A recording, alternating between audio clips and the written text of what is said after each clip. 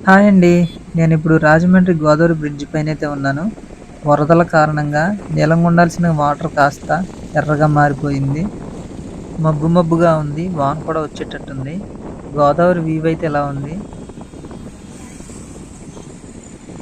రాజమండ్రి గోదావరి గట్టు మీద గౌతమి నందన పార్క్ దగ్గరైతే ఉన్నాము. చూద్దామా? ఈ పార్క్‌లోకి మనం వెళ్ళాలంటే సాయంత్రం 4 గంటల నుండి రాత్రి 8 గంటల వరకు మాత్రమే ఓపెన్ చేసి ఉంటది. అప్పుడైతేనే ఇందులోకి మనం రాగలుగుతాము. పెద్దవాళ్ళు ఎక్సర్సైజ్ చేయడానికి గానీ, చిన్నపిల్లలు ఆడుకోవడానికి గానీ లొకేషన్ అయితే చాలా బాగుంది. సో, మనం వీడియో తీస్తున్నాం గాబట్టి కొంతమందికైతే ఇబ్బందిగా ఉంటది. అందుకే పక్కకి వెళ్ళిపోదాం.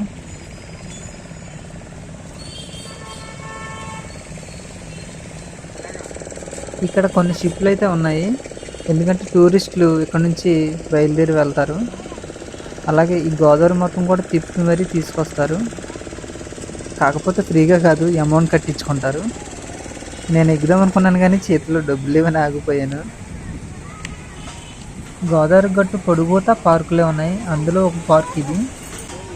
కొంతమంది ఎక్సర్సైజ్ చేస్తున్నారు కాబట్టి ఆ రాడ్ల సౌండ్ అయితే కొంచెం ఎక్కువ వస్తుంది.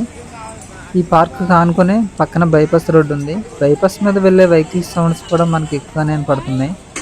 సౌండ్ వినడానికైతే ఇబ్బందిగా ఉంది కానీ వ్యూ చూడడానికైతే మాత్రం బాగుంది.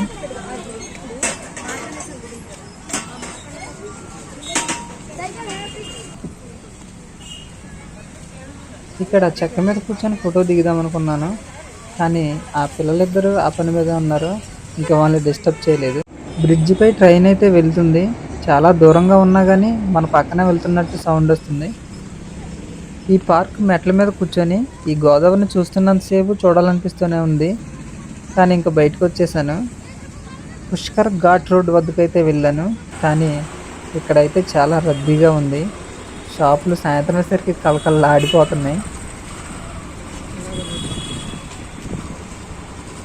సాయంత్రం పూట సరదాగా ఈ లైన్కి ఎప్పుడైనా మనం వచ్చామంటే మన సరదా కాస్త తీరిపోద్ది. బండి కొంచెం కూడా మనం ముందుకెళ్ళదు. ఇంకా బండిని ఈ చివరే పడేసి నడిచి వెళ్ళాల్సి వస్తుంది. మొత్తం జనాలే ఉంటారు, కొంచెం కూడా ఖాళీ ఉండదు. చూద్దాం ముందుకెళ్ళి.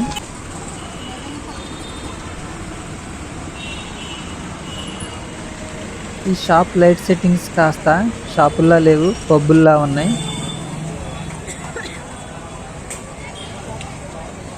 ఇంకా జనాల్లోకి అయితే వచ్చేసాం. ఇక్కడ నుంచి కిలోమీటర్ మేర పొడుగున మొత్తం కూడా కొంచెం కూడా గ్యాప్ లేకుండా షాపులే ఉంటాయి. పుష్కర్ ఘాట్ రోడ్ అంటారు ఈ రోడ్ని. కాలినడకతో చాలా దూరం అయితే నడిచాము. ఇంకా నడవలేనని చెప్పి వెనక్కి తిరిగి వచ్చేయమన్నాను. షాపులు అయితే బాగా ఎక్కువ ఉన్నాయి కదా, అక్కడ ఉన్న వస్తువులు అయితే తక్కువ ధరలో వస్తాయి అనుకునేరు. తక్కువలో అయితే రావు. అక్కడక్కడ మాత్రమే కొంచెం రేరుగా అయితే కొంచెం 10 రూపాయలు తక్కువకి ఇస్తారు. మిగతాయి మామూలు రేట్లే. వస్తువు ధరలు అయితే కొంచెం పర్లేదు కానీ మనం ఏదైనా తినాలని కొనుక్కుంటే మాత్రం కొంచెం ఎక్కువ రేట్లు ఉంటాయి. సిటీ కన్నా మన పల్లెటూరులే బెటరు. తినాలన్నా తాగాలన్నా రేట్లు అయితే కొంచెం తక్కువగా ఉంటాయి.